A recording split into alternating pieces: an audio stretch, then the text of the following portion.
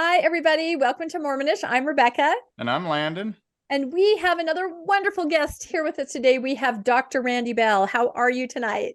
Hi, Rebecca. Hi, Landon. It's great to be with you. Yeah, we're so happy to have Randy with us tonight. We've had Randy on before to talk about his amazing book, Post-Traumatic Thriving. We had a whole book club episode on this, and then we repurposed it for Mormonish because it's so important. So I debated reading his bio, but I thought, Randy's so amazing, I'm going to read it again, because if you don't know him, you should, and the amazing things that he's involved in. So bear with us, everybody. Here we go. And I'm just taking it right out of the back of his book. So Randall Bell, PhD, is a sociologist and economist who specializes in disaster recovery projects. No stranger to how harsh the world is, Dr. Bell has consulted in more tragedies around the world than anyone. He was retained for the World Trade Center, Flight 93, Sandy Hook, BP oil spill, Hurricane Katrina, and Bikini Atoll nuclear test sites, the Northridge earthquake, O.J. Simpson, John Benet Ramsey, Heaven's Gate, and hundreds of other cases. He has been retained by the federal government of the United States, Canada, and Australia to help resolve numerous crises, and his work has generated billions of dollars to rebuild damaged communities. Dr. Bell's investigations have taken him to 50 states, 7 continents. Having met with countless victims, he's earned the nickname of Master of Disaster. In every case, Dr. Bell observed the emotional consequences and how some fared better than others. He was inspired to put his unique research skills to work and study the cycle of trauma. Hence this book, which we can't recommend more, although tonight's episode is not about this book. Everybody picked this up anyway, right, Landon? That's right. We've done another episode with Randy on the book. And whenever I think of Randy, I always think of that commercial, where that guy Mayhem, and he's always blowing things up and stuff. And then it's like Randy comes in after and cleans up after Mayhem. That's right. He's Master Mayhem. You're Master Master of solving disasters. That's right. Oh, that's right. Well, we talk to Randy off and on because he's always involved in so many interesting projects. Coming to mind, his book, of course, and then his work with Dartmouth in the early days of the church. And that is just fascinating. There are multiple podcasts on that, I think, on John Dehlin and Mormonism Live. So check those out if you haven't, because that's good, pivotal stuff. And we might probably will invite Randy back on to talk about that here too. But tonight we thought we would talk about something a little more timely. There was a conference that was held in Salt Lake. Is it 2 weeks ago now? Is my time frame right? I think it was 2 weeks ago now. Yeah. And it's called Restore, a Faith Matters Gathering. And it was extremely well attended by faithful and I would say nuanced Latter-day Saints, like over 3,500 people there. Well, Randy was one of our friends that was actually there on the ground. And a lot of us in the post-Mormon community have kind of been talking about that and how interesting the phenomenon of this, Faith Matters gathering was, and what it might mean going forward. So we thought, let's have Randy on. Let's get some firsthand information about this very interesting gathering that took place. So what can you tell us, Randy? I feel like I have a microphone. What can you tell us, Randy, from the ground? Well, I didn't know what I was getting into. I knew nothing about it whatsoever. And then John Dehlin told me about it and said, let's all go and get tickets. And so I happened to have been up in Park City, and I said, yeah. So I got a ticket and went there. Excuse me. I thought it was going to be like a discussion, a panel or panels talking about the tough issues, within the church and, all that kind of stuff. And it was completely different than what I imagined. I'll just tell you, Rebecca and Landon, the first impression I had when I walked in the door, it was a huge event, thousands of people. I was really overwhelmed with the attendance, but I felt like I was walking into a mega church. There were gospel singers singing, people with their hands in the air, the violet and the blue lights and strobe lights and all the lighting going on with the music. And it felt like a mega church. And I thought, maybe I walked into the wrong place, but there I was at Restore, and that's kind of how it kicked off. And this wasn't a cheap ticket, right? I forget. I think it was like $150 or something. Yeah, I think it was 200. 250, I think. Yeah, although they did offer scholarships if you couldn't afford it. Let's go to our next slide. We can kind of show the ambiance a little bit. And then the next one, I think, has the purpose mission statement of the conference. Yeah, there's wonderful Renee from She Became Visible. But look at that. Yeah, look at that. Exactly what you said. Screens on the side. You got the gospel choir. You've got thousands of people. You've got that praising ambiance. I've seen some videos where, I can see why you thought you were in a different place. Yeah, because here it says, and I pulled this off of their website, our goal is to provide a powerful, widely engaging platform for exploring ideas, practices, and initiatives that provide deeper engagement with our faith and our world. All who are involved with the Faith Matters share a deep commitment to the restored gospel tradition and a profound desire to see it thrive and remain vital and relevant to rising generations. So it is a faithful event. But yeah, it was they made clear while they were going in all kinds of interesting ways with lots of talks of Jesus, the mega church theme, Buddhism, all kinds of different vibes going off throughout the show, if you will, for 2 days. They made sure they stayed on the rails of being, faithful to the church. Now, Randy, you're a Christian. You're a former LDS and now Christian. Is that correct? Yeah. Did this fit in with? Are you evangelical Christian? And did this fit in with your current? Did you feel very much Christian? Did you feel Mormon? What was your? Yeah, I'm not an evangelical Christian, although I have a lot of friends who are. I don't even know how to describe myself. I kind of do my own thing. But the week before, I was in Las Vegas and I was at a mega church for real. And I'm not making this up. When I walked in here, it had and the one that I attended with a friend was an evangelical church, mega church. And this was identical. Well, at least when you walk in the door and the introductory vibe was evangelical mega church Christianity. Wow. Yeah. The pictures I saw in the video that I saw said that exactly. And in fact, it's interesting when my husband and I were sort of stepping away from Mormonism, still attending church, but then kind of exploring other things. We did go to some mega churches and some other kinds of churches with exactly this look and feel, right? The music is incredible. The lyrics are right there on the screen always, and really interesting sermons. And in fact, that Deborah Bonner Unity Gospel Choir, my husband has sung in that for years, and I even sang in it for a few years. So really positive experience. They're an LDS choir, but they definitely, have the gospel feel and the spin to it. So, and I had the thought when I saw videos of this and I saw the people being so excited about it, like you could tell the audience was just super energized and praising. And I thought, I bet most of them have never been to a mega church or any kind of other church. I bet they have no idea that this is what the rest of Christianity has been doing for decades. Yeah. I mean, as a Christian, I kind of wander. Like Bigfoot, I just kind of wander around aimlessly. And the week before that, I was at Park City Community Church, which is a completely different deal. It's more Methodist based, so I like different, versions. I like or dislike, different things. Like anybody has their taste. But this had a very striking evangelical mega church thing. In fact, I sat there wondering how long is it going to take before something that's distinctive to the Mormon church even comes up, because the way they were talking and doing their thing, it was the furthest thing from my mind. I think any reasonable person would think had this had anything to do with Mormonism for a long time until they started bringing that topic up later on. So this was not sponsored by the church, right? Right. It's by the Faith Matters group, or who puts this together? Yeah, I'm kind of trying to figure that out myself. I'm told it turned out my brother attended with his wife and their TBM, and but in the back there were Alan and Katie Mount were there with their Tightrope podcast, Marriage on a Tightrope. But there were also LGBT groups, a couple of them, I think. There were signature books, benchmark books, and let's face it, not all their stuff is, rah Mormon. Yeah. But there was a variety of kind of, if you will, edgy groups there. But as a whole, it stayed on the tracks.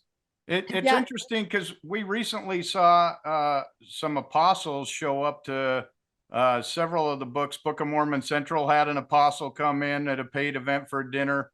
Elder Bednar just showed up. What was the one that he went to, Rebecca? It was Silicon a business Slopes. leader one. Silicon Slopes Conference, yeah. Yeah, Silicon Slopes Conference. Did any apostles show up through this, or did you get any indication that there was church leadership behind this, or testing it, or looking at it? I didn't see anything like that. I mean, there were a lot of people. I don't pretend I saw everyone, or frankly would have even recognized them. But when you go to Thrive, there, I mean, it's no secret there are spies there. Whether there were here or not, I have no idea. But they weren't openly promoting this, or they didn't come as a speaker. There was no church authority who spoke, even though Steve a lot Young of the was people there. that were there, are. In fact, go to the next slide. I think we have a picture of different people that spoke, and it's the brainchild of Nick and Aubrey Chavez. And my husband and I have known them. My husband better than I, but my husband has been involved in this group for several years, and have seen it. The trajectory of it has just been incredible. It started out small with little more intimate gatherings in smaller spaces, and then has just taken off. Last year, my husband attended because he was singing with the choir, and it was pretty big then. But this year, I think it's kind of launched into the stratosphere. But again, it's it seems to be for faithful people who perhaps have things that are making them a little uncomfortable at church, or they're not feeling the community they need. Maybe they have some questions about some of the doctrines or policies, but they still are faithful, and they need a place to be able to meet with others who might be like-minded. That's kind of how an open place maybe to discuss is kind of how I see it. But yeah, look at these, like I said, Steve Young, Governor Cox. That was interesting. Yeah. Were you there for his speech? Oh yeah. I'm from California originally, and I didn't know who Governor Cox was, but I can tell you, Tony Robbins has got some competition, because Governor Cox is a very dynamic speaker. He's got a natural gift for bringing the crowd alive, getting the crowd to come alive. He was very clearly TBM, and his message was very TBM. But the whole conference kicked off with this guy who I wasn't familiar with, Thomas Worthland McConkie. I got his book. Thomas McConkie, yeah. And he came out. Bruce R. McConkie, right? Yeah. Well, he's, I think, I don't know, a grandson. Grandson, maybe a grandson, yeah. I think he is a grandson, yeah. Yeah.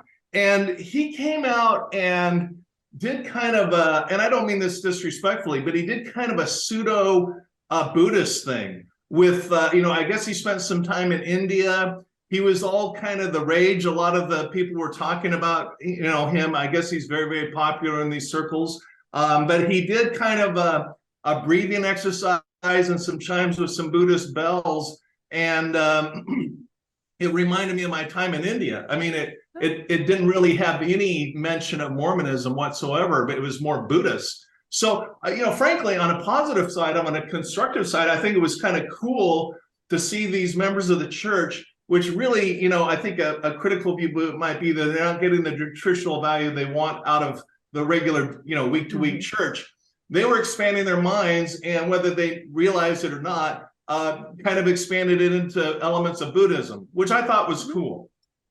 Yeah, no, I think you're exactly spot on with that. And I know that he had left the church when he was a teenager and then returned as an adult. And he had, mindfulness, I think, is one of the things that he introduced to LDS people. I don't think, like you said, a lot of them knew. He ran meditations and things like that. I know my husband had attended some of those maybe like 5-6 years ago, when that kind of idea was just starting. And like you said, very new to LDS people to have that mind expanding, wow, there's other things and I can feel other ways. So he was the lead speaker, and he kind of set everything off and did some exercises like that. So, and then I noticed that Patrick Mason also spoke. So that always kind of tells you kind of what it's going to be like, because he definitely very faithful, but trying to perhaps be more nuanced, those kind of points of view.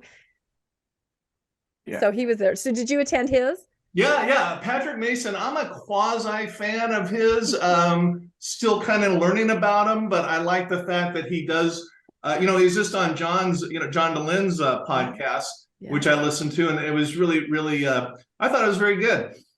And so I kind of, I don't, particularly agree with everything, but I think his way of thinking, his way of addressing issues is admirable. And I actually, he was the second day, if I remember right, but I liked his presentation. It was similar to the message he gave on John's podcast.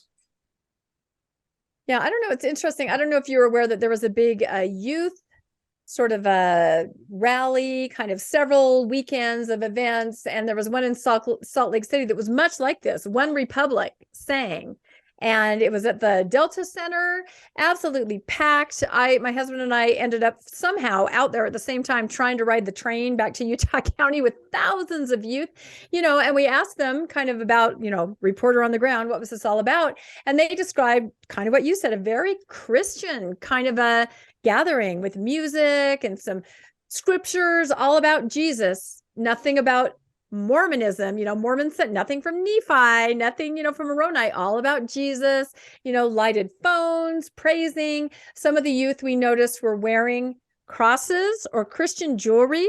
I mean, it is so interesting for people of a certain age, like our age, who were raised with a very different Mormonism, to see this is just so natural, so natural to wear the cross and all of that. What are your thoughts on that? Yeah, it was kind of a smorgasbord, thing, because you walk in, as I said, it's evangelical megachurch Christianity.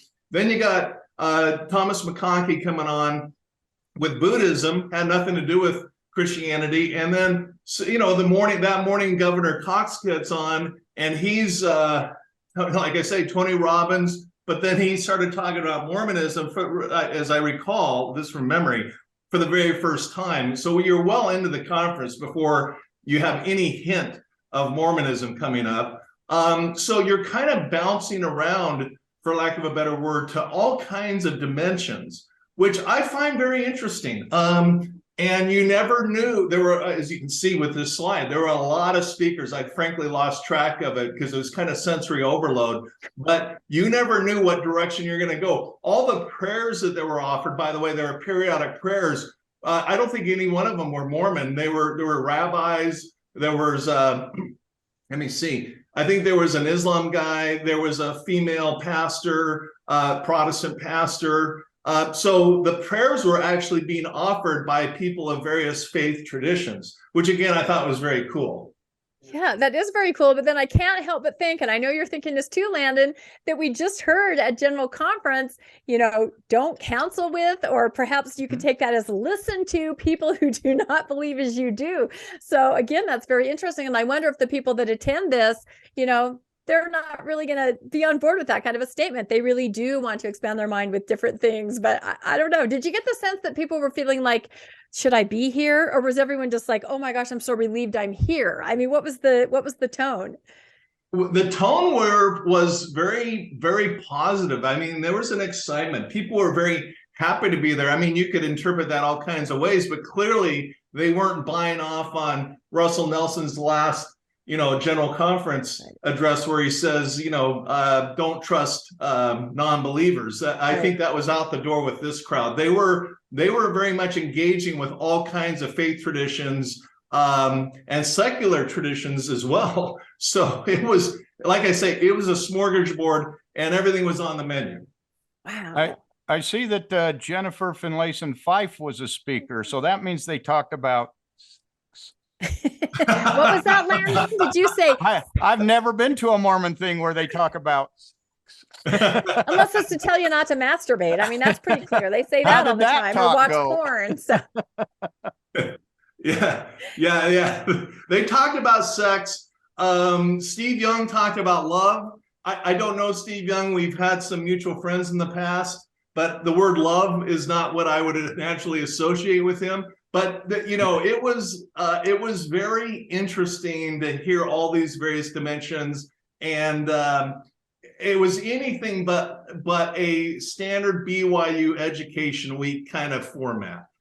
Very different than that. Wow, it's just so fascinating. It makes me want to have gone. Yeah, you also have Fiona and Terrell Givens there, and I see Tom Kristofferson. For the LBGTQ plus people, it just this is not your daddy's church. Right.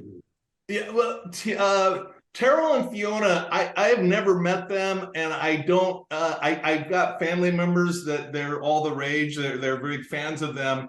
And this is probably a reflection on my low IQ or something. I did not get their messages. Quite honestly, it sounded kind of like a cross between Jordan Peterson and Eckhart Tolle, and I didn't get it. Perhaps I need to listen to it again and slow the speed down. But then after you just mentioned Terrell and Fiona, who was that you mentioned after that? Tom Kristofferson. And Tom Kristofferson. Oh, yeah. He was interesting.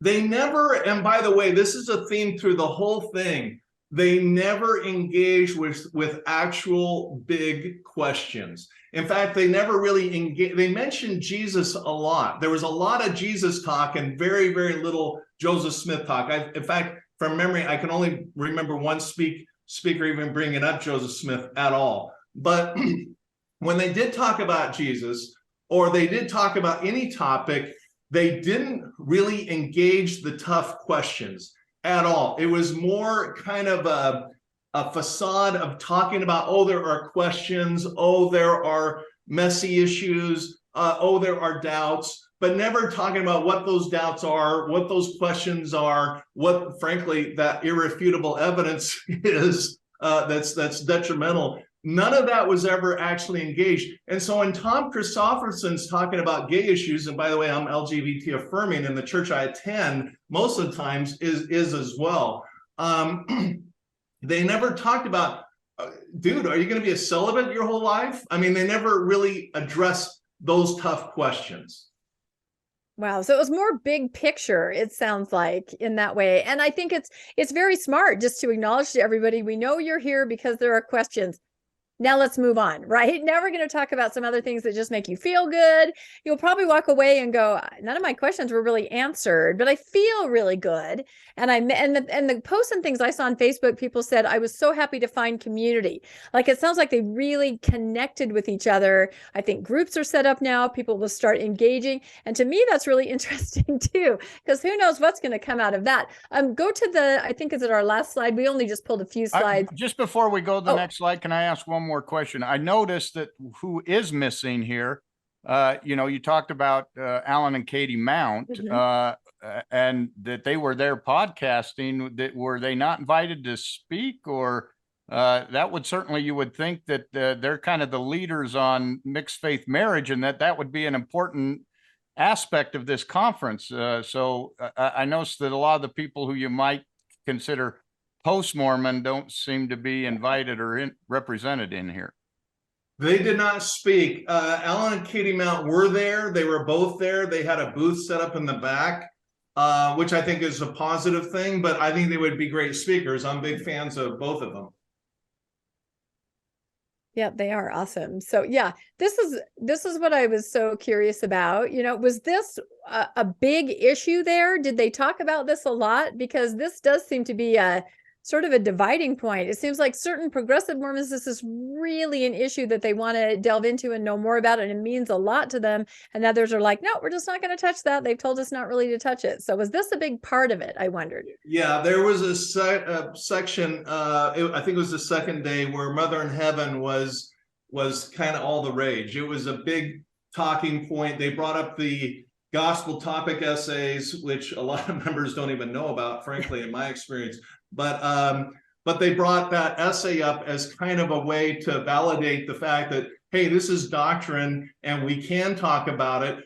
But again, they're not addressing the hard issue here, because the sticker that I took a picture of here, Heavenly Mother Matters, first of all, from a Christian perspective, this is all very, let's just say, unusual. Yeah. But if we're really going to look at this issue within Mormonism, the question is, where's the S? It's Heavenly Mothers Matter. I mean, if we take, Joseph Smith's polygamy to its natural ends, we're talking about gods having goddesses. It comes out of Greek mythology, frankly, out of Dartmouth. That's a whole different episode. Yep. But they never again address this very uncomfortable topic of eternal polygamy. That was off the table. But Mother in Heaven, singular, was.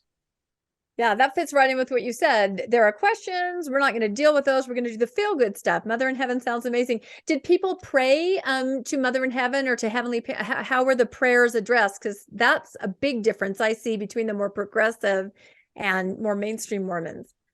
Yeah, great question, Rebecca. Yeah, again, all the prayers were from non-Mormons. They were from Catholic priests and others, and they're not about to pray to Mother in Heaven. So that didn't happen. The first and only Sunstone symposium I went to, then this was decades ago, until I actually spoke at the last one.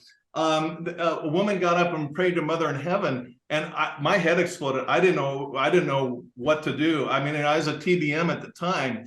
But this was kind of a continuation of that theme, which I think I like the fact I'm a big believer in full disclosure, and I'm not a big believer in undue influence. I think people should know full stop what they're getting into if they choose to join or stay active in the church. So I like the disclosure here. But it's simply, frankly, it's not my belief. But I like the fact that they're being honest about it, at least in part. But really, it's not fully honest in terms of what that doctrine really looks like in the Mormon mind in the eternities. Because that's very problematic if you really get into it. Landon and I, we're going through each gospel topic essay with the Backyard Professor. And for Mother's Day, we did hit the Mother in Heaven one. And boy, it's very light. It's very general. It'll be fine. Like 5 paragraphs. Yeah, no, there's nothing to it, because if they even remotely start scratching the surface, they'll very quickly realize what you just said. It's obviously mothers, and that's extraordinarily,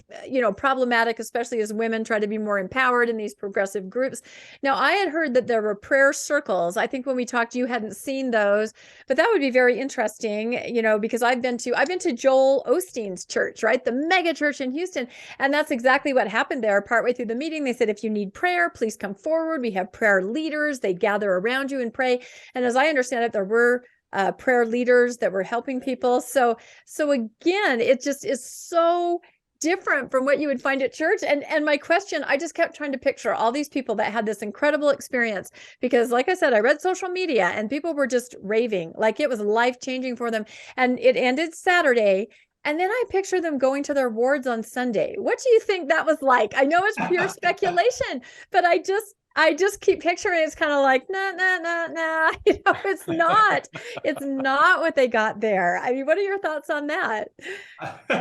Well, I can only guess. I think a little more cynical, critical side would say they might go back to church and say, oh my gosh, yesterday was so much fun. Yeah. And this is, kind of correlated. I think a more constructive view of that would be, hey, I'm glad that I'm in this faith that has the one true church and all of this, but that also offers these other dimensions that I can get involved with. Frankly, I'm sure there was mixed bags of thought in that category. Yeah, I'm sure. We recently looked at some groups like Scripture Central and whatnot, and that in their mission statement, it basically said we can do what the church can't do. And they basically went on to say, that we can say things that they can't to help people's faith. Did you get the feeling that this was in any way one of those groups that the church was saying, well, let's see how this goes over, and if there's anything that we can pull into ours, but it's not us, let them do the dangerous work while we evaluate? Or did you feel that this was a rogue group? Because this is not Mormonism. What we saw here is not Mormonism. So what was the end state, or what's the purpose of this group or this gathering? My guess, and that's all it is that the church does watch this kind of stuff. And I would bet a big steak dinner that the church had its representatives, which some people might call spies, there to watch what was going on. And my sense is that they stayed on the track enough that they're not going to run into trouble. They didn't have any kind of evil apostates, up spouting anything anti-Mormon. On the other hand, they weren't really delivering the meat. It's kind of like the old Wendy's commercials. Where's the beef? Where's these conversations on the tough issues? So it was kind of superficial, quite honestly, on some areas. On the other hand, it was very loyal to the church. And they kind of played both sides carefully, and you could see that in the engineering of the whole thing, where they stayed enough mainstream that they weren't going to run afoul of the church. Yeah, I was looking at that too. I was going to ask you that. That was my question too, Landon. It's just, was there anything there that you saw was so radical that the church would have to say, this is crossing the line? And in that case, if you had to censure anyone or discipline them, that would cause a big problem, because I also see this as a big kind of cult of personality. People love these speakers. They follow them. They love the founders. And were they to end up somehow on the wrong side of the church, I think people would be very disappointed, because they look at them as people that, look, you can do this. You can have progressive views. You can be more nuanced. You can still be faithful. So yeah, I agree with you. I think the church is watching. And so far, it sounds like they haven't done anything that somebody would say that's completely not correct, unless you're an older Mormon. Like if my parents were to somehow in their 80s, walk into that conference, see a Heavenly Mother Matters sticker and see people doing this, wearing a cross, they would probably pass out because they're still living in the 80s church. So there's that thought. The most edgy thing I heard the whole conference, and again, there were so many speakers. Sometimes I went back and visited with Alan out in the back and ate candy out of his bowl at his booth. There you go. But I will tell you, the most edgy thing I heard the whole conference was one of the speakers, and forgive me, I don't recall her name. I think she was a coach, a life coach of some kind.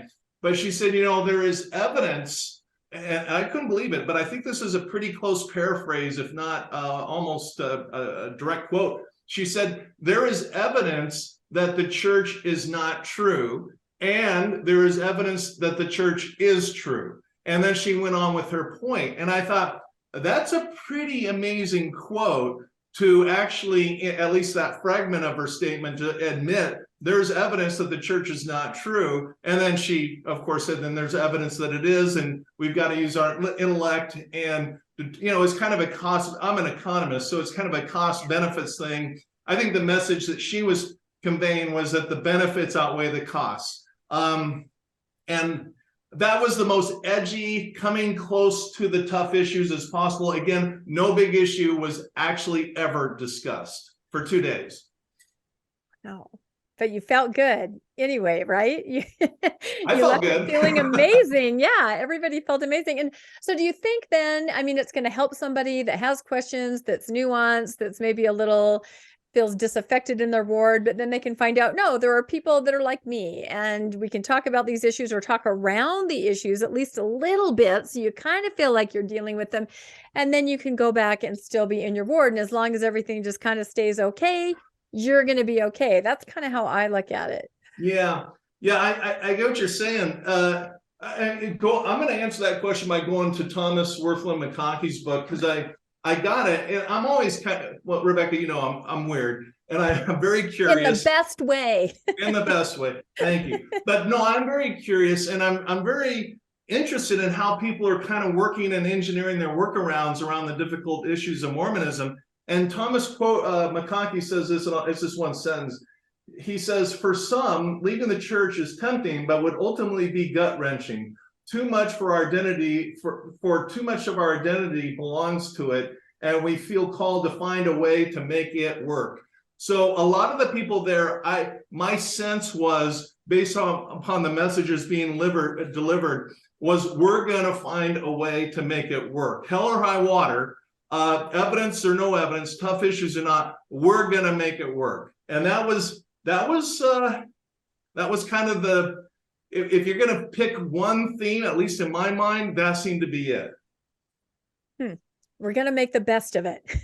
Yeah. And we're going to do it together, and we're going to have community. And so there's nothing wrong with that. I think that's great. So I don't know, Landon and I were kind of talking about the bigger picture of these different groups, weren't we, Landon, inside the church? So we've been doing a lot of podcasting about the more seem to be rising fundamentalist groups in the church. You know what I mean? The more apocalyptic, the more doomsday, that kind of thing. That seems to be something that's kind of reared its head and come to the forefront. And then you have this, which seems to be the exact opposite. We're staying in, we're progressive, we have these more lighter ideas. The other group has these, oh no, deep doctrine ideas, right? So, I mean, who's left in the middle? Are there any mainstream Mormons anymore even? Or is everybody gravitating to the side? And then what does that mean for the church leadership? How do they even address Mormons when you can say, I'm a Mormon, and that means you've gone to this conference and you have a Mother in Heaven sticker, or you can say, I'm a Mormon, and that means you've kidnapped your child who is the Davidic servant. Except you can't say you're Mormon anymore. I'm sorry. I know. I you know what? I am a Mormon because I was raised a Mormon. 5 decades. I can't call myself a Mormon. But you see what I'm trying to say? There's just this shift, I think, to two different sides. Who's like left politics. Yeah, like politics. Everything. It's like religion is just following the politics. You're seeing everyone take sides and go into the extremes. Yeah, we're seeing a lot of polarization and extreme dogma on both sides.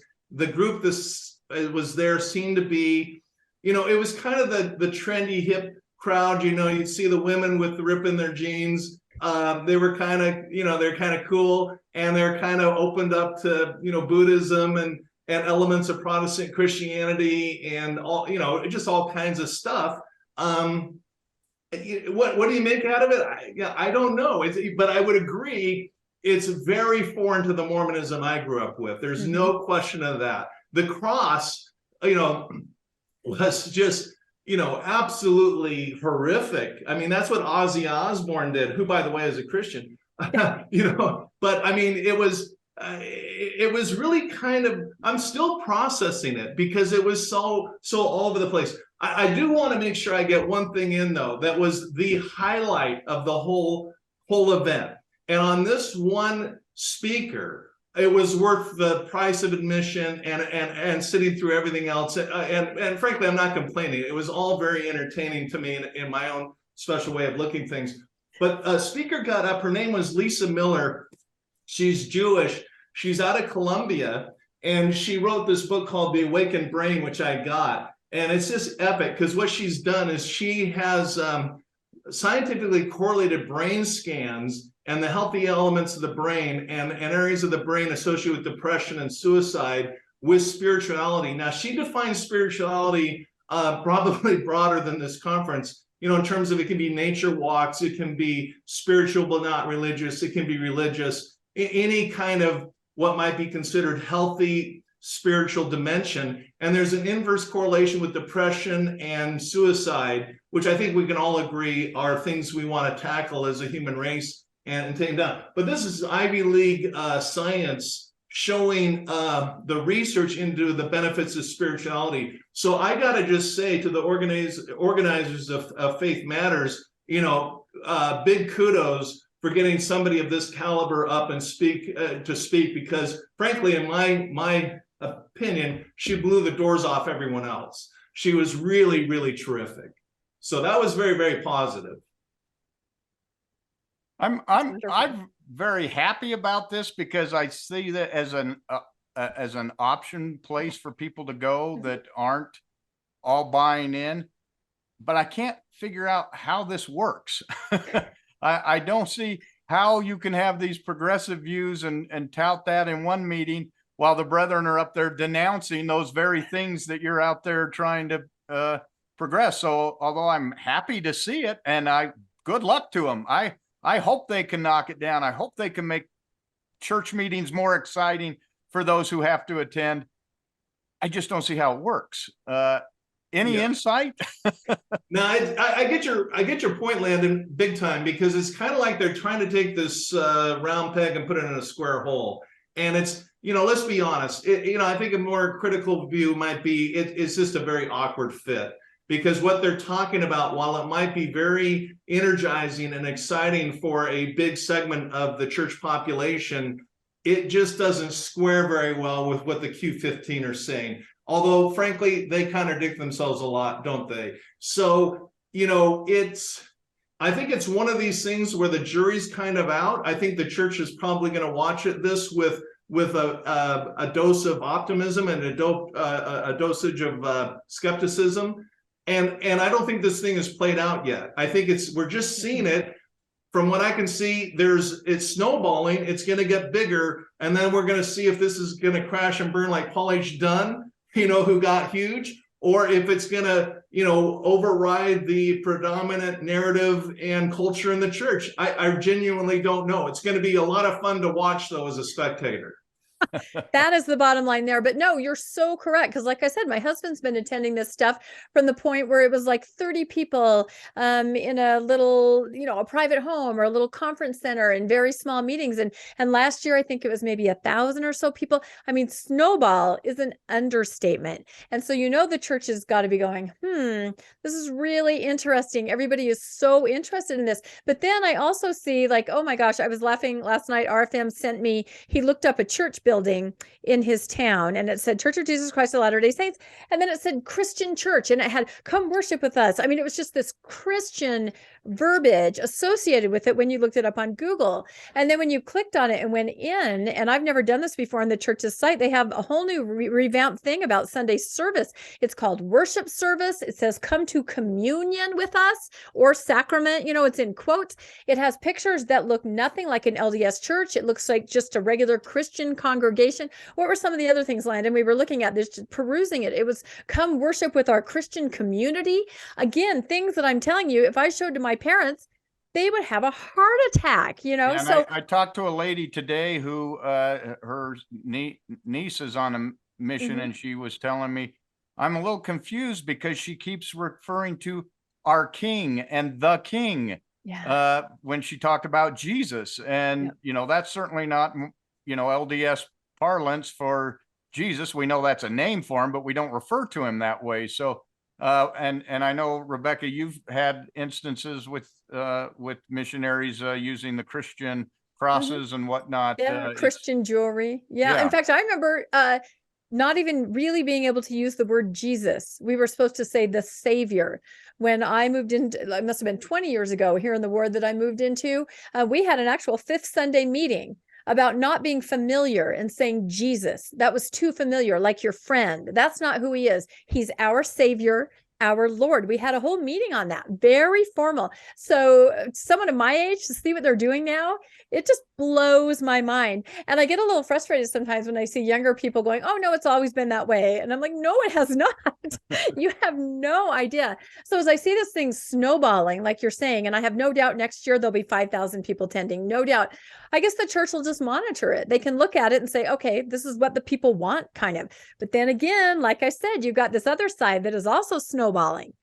And that's not what they want. They want to return to the orthodoxy. They think our people, there have been videos recently where more LDS people have come out and said the church is in apostasy, because it is becoming more progressive.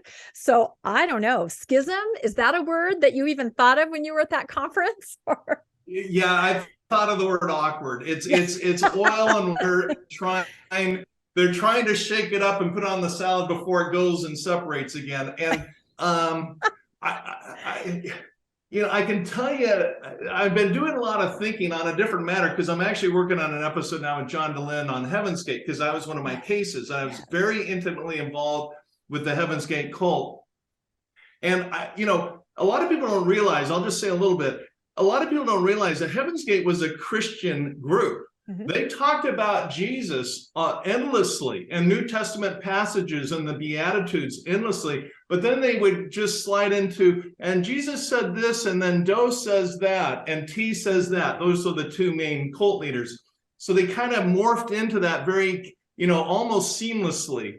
And so just because you use crosses a lot, and Heaven's Gate isn't the only example, Scientology uses the cross.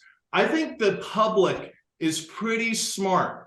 And even though you got a cross, or even though you talk about Jesus like Heaven's Gate, or you got a cross like Scientology, once I hear that word Mormon, I mean, I'm sorry, that is not going to magically go away. I don't know how they're going to make that water run uphill, but they're trying.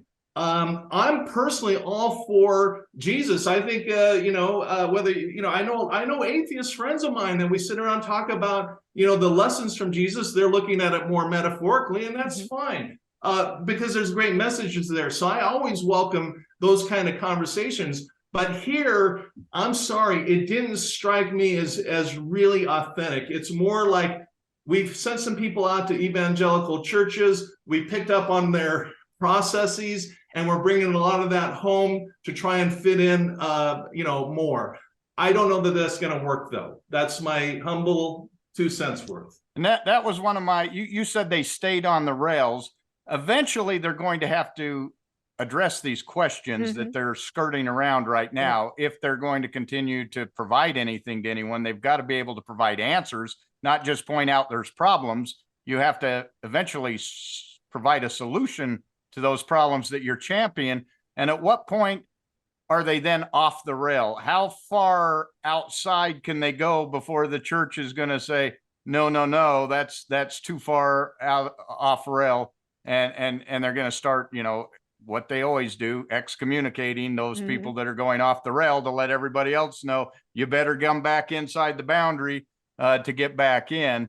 And that's the part that I'm trying to figure out, when are they going to corral that back in and where's say the sweet spot? Yeah, what's the sweet spot, and how long can you ride that sweet spot? Yeah, I get your point, Landon. The sense that I get is that the church, like anyone's going to look at the costs and benefits, benefit and costs, and say, and kind of what the church is signaling is that the fact that they're allowing the missionaries to use crosses, to re-language things more in mainstream Christian terms and language and labeling, I think the church is going to go along with this, at least on an experimental basis, to see if this will draw people and keep retention up. The cynical person would say, I don't think the church cares as long as they're showing up on Sundays and paying their tithing. But a constructive thing, a little more friendly or charitable way of looking at it is from a religious point of view, that bringing Christ in is probably never a bad thing to do. It's just that I've seen this game plan played by Heaven's Gate, which I was intimately familiar with. I've seen it with Scientology, which I'm a lot less familiar with, but I'm from LA. I know Scientologists on Hollywood Boulevard. I know their tricks of trying to pull you in and never mentioning the word Scientology until you're kind of a few layers into it. And I've seen it with I had heart surgery as a little kid. I was a Seventh-day Hospital.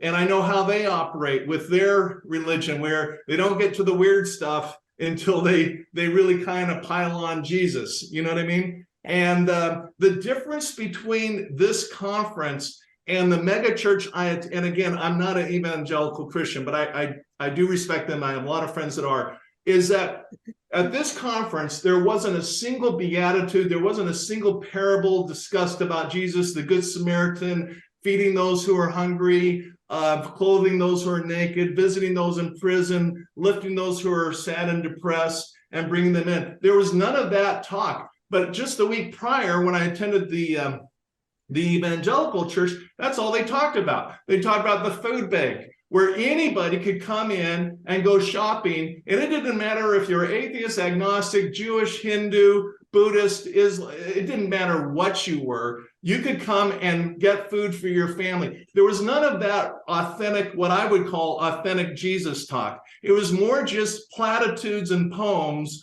without any real substance that you do see in the Christian churches. So if they're trying to bring Jesus into the conversation, that's great. But take some of those hundreds of billions of dollars and start helping people that aren't in your own tribe.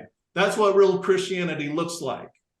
You mentioned, and I wanted to just come back to this real quick. We just mentioned, how long is the church going to watch, what these people are doing, what this Faith Matters group is doing.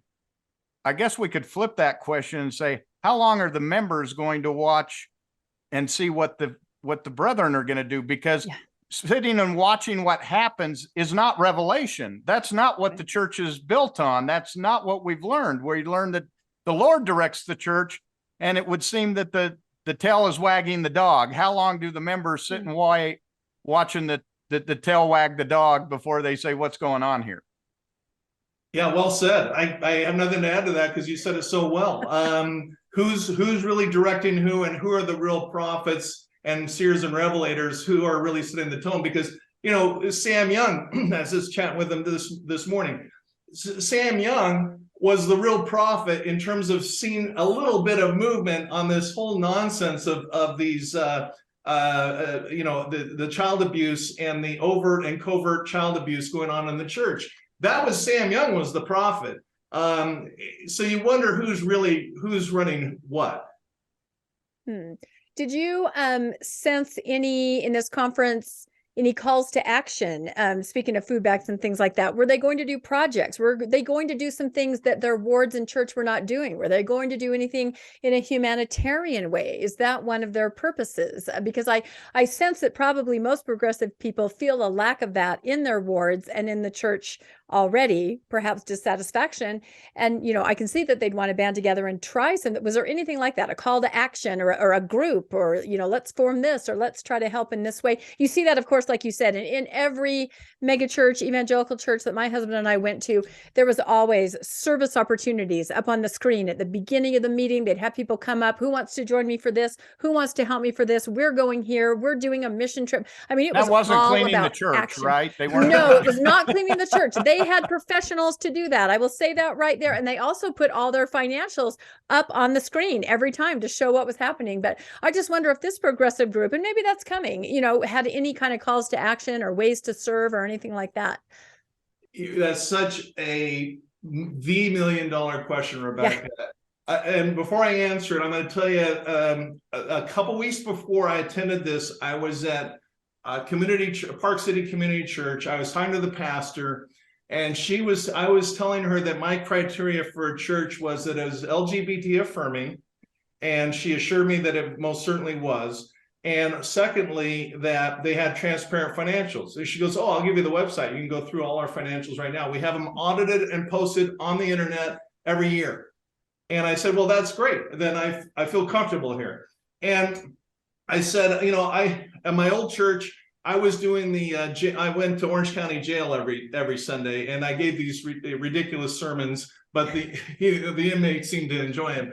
And I said, "Are there opportunities for that?" She goes, "Oh, we band together with a whole bunch of churches at the Christian Center in downtown Park City, and you can donate your stuff there and food there, and there's the food bank, and there's a thrift store, and the homeless can go in shopping for free, and that's where we kind of collectively do our thing."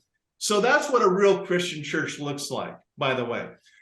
But to answer your question, sadly, and I wish I could report differently because I did enjoy Faith Restores. I have a lot of positive things to say about it, but there was no call to action. It had the vibe of your typical Mormonism, which is frankly self-serving. I want my own planet. I want exaltation. I want the celestial kingdom. And I want to help my family and serving others within my tribe.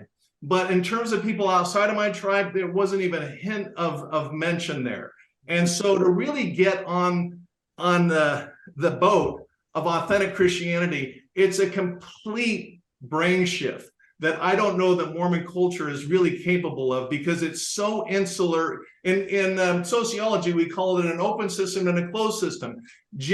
Christ himself and a genuine Christian church is an open system.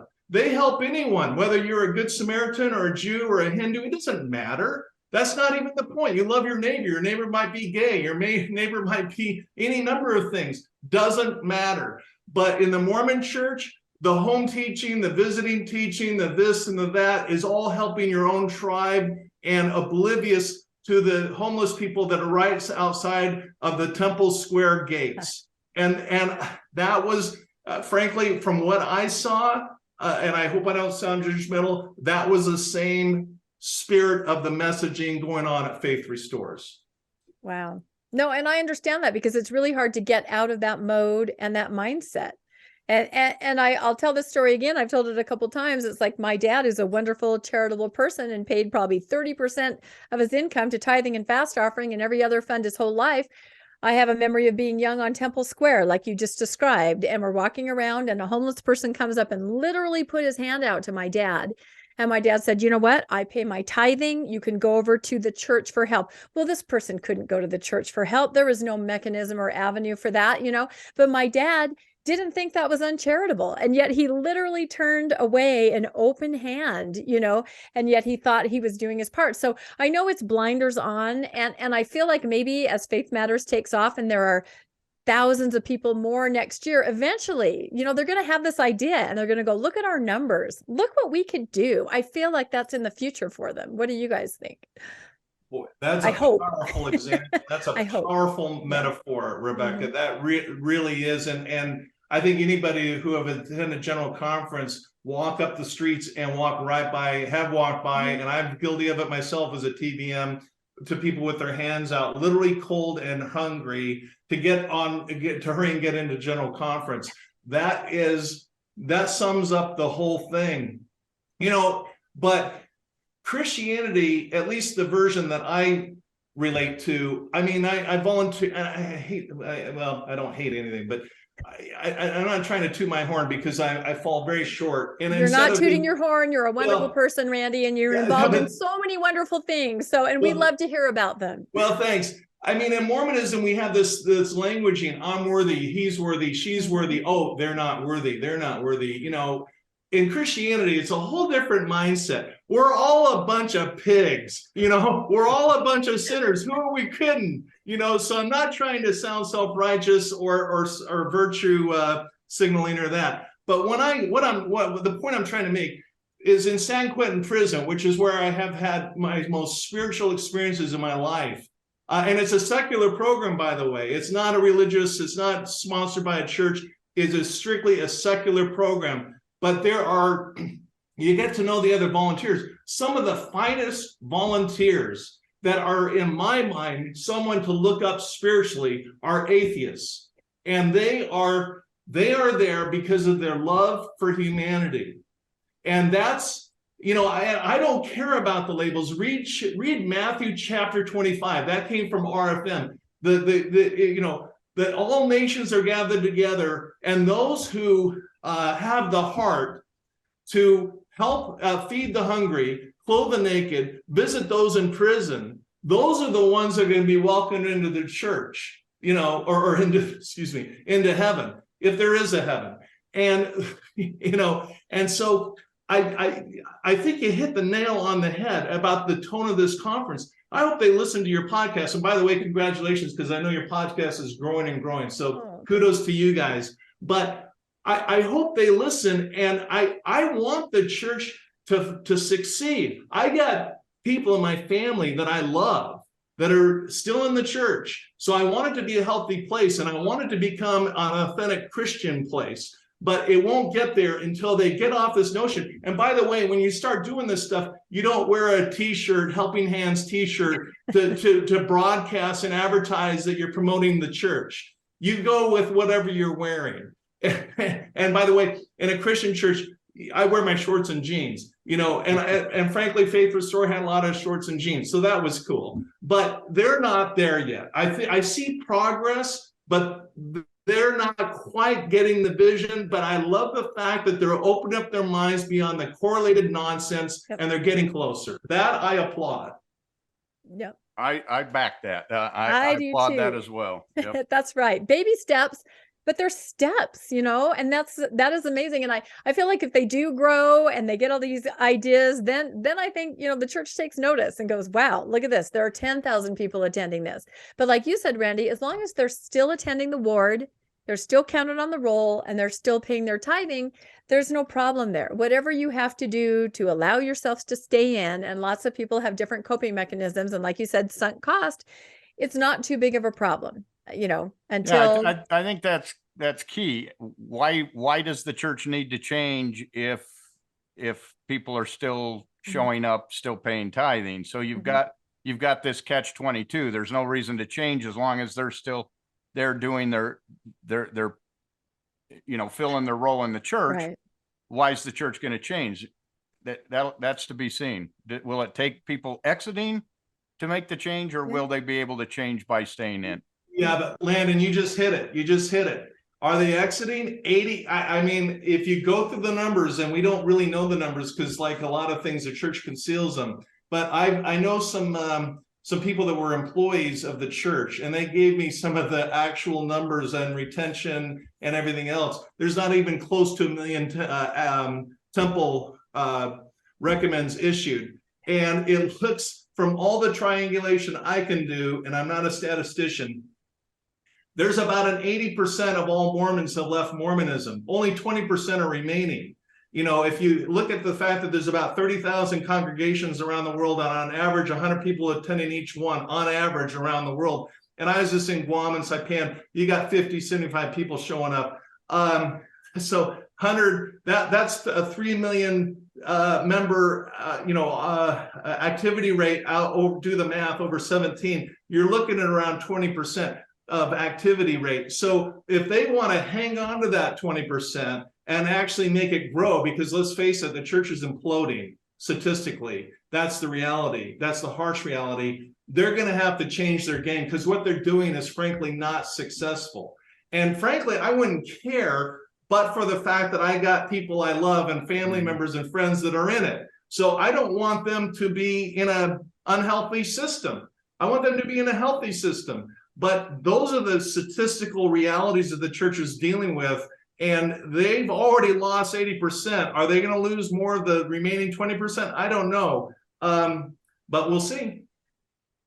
We'll see. And I think there's a point where, you can act like a Christian church, you can change a lot of things cosmetically, but then there are some things within the doctrine that just doesn't line up. And eventually, people butt up against that. So it just makes you wonder, how far would they be willing to change or be willing to go, to retain members or to gain new members? Because there are certain, there's a hard line, certain places that you're not going to change. I mean, I have a story I'll tell it very vaguely, but from the mission field, where someone had joined the church, and now elders convert someone, and then new elders, as they come in, continue to fellowship the person, because the ward isn't doing it so much. Probably when you guys were on your missions, you just dropped all contact. But now missionaries continue to fellowship.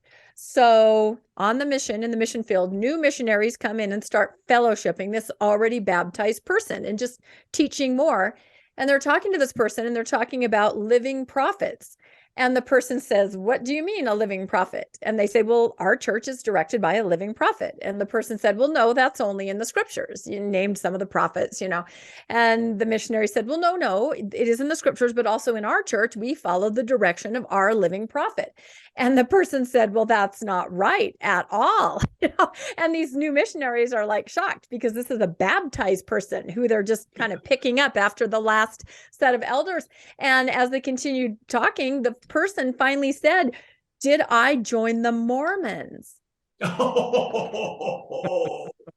Yeah. So that's what I'm saying. There's a point where you can say worship service, and you can say, come meet the pastor, and you can say communion or sacrament, but there are certain things where we're very different from others, and so I don't know how many big changes they'd be willing to make, but there are certain things I think that are non-negotiable. And then when that happens, eventually, then maybe that's schism word. I don't know. It's interesting to watch, like you said.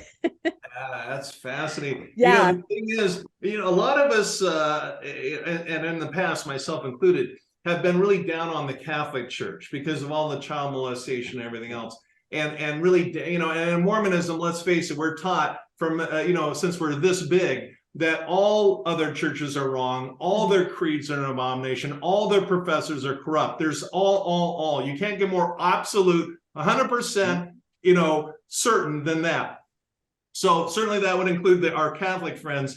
And yet I'll tell you what the Catholics got that we don't have in the Mormon church. In fact, there's two things. One is Pope John Paul II apologized. We don't apologize. The church can never move forward without actual apologies, because let's face the music.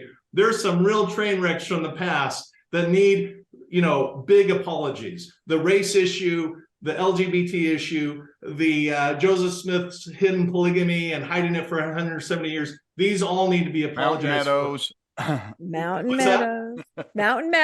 That's a big one too. It's a long list. But our time is limited. Yeah. The other thing is, if you do the math, and I've done it on a per capita basis, with the settlement dollars. The Mormon Church is offered $250 million to settle the boys-related child abuse just with the overlap with the Boy Scouts. $250 million. I work in the courtroom a lot. $250 million as a settlement amount is gigantic. And you look at the $1 billion, and by the way, the attorney that actually prosecuted that case is a client of mine, and I've talked to him about this in his boardroom. If you do the math of the grand total $4 billion out of the Catholic Church and do the ratios with the fact that Catholics have over 1 billion members, and we got, if you count 110-year-old dead people, we got 17 million members. You do the math per capita, the Mormon Church is more dangerous than the Catholic Church, okay? And people don't realize that. So they got to clean up their act there as well. So when they start apologizing and face the music on their statistics, there can be some progress. But until then, you got your feet stuck in cement and you're not going to be going much of anywhere. Wow, those are really powerful thoughts. And I would think like a group like, Faith Matters Restored, they probably are aware of some of those things. And maybe that's why they're going to restore. And so, they may feel empowered eventually to, I don't know, safety in numbers, maybe start encouraging things to change from the inside. Because I know everybody thinks they can do that. You can't do it one by one. That never happens. You just get swallowed up. But larger groups, the church does listen when they see, large groups of people that say, we need to work on this. So yeah, I don't know. Yep. It's very interesting. People ask you, why do you leave the church and you can't leave it alone? Well, there's a lot of reasons, but one is that it's entertaining. Okay, yes, it is. There's other reasons too, but it's going to be fascinating to watch because this has not played out yet. Oh. And for no other reason, it's going to be entertaining to see how it does play out. I agree. Will you go next year? That should be our final question. Will you, Randy, attend next year, do you think? If I'm in Utah, I probably will. I like I said, I came across Lisa Miller's book. I just finished it. I'm probably going to read it again. There were big positives.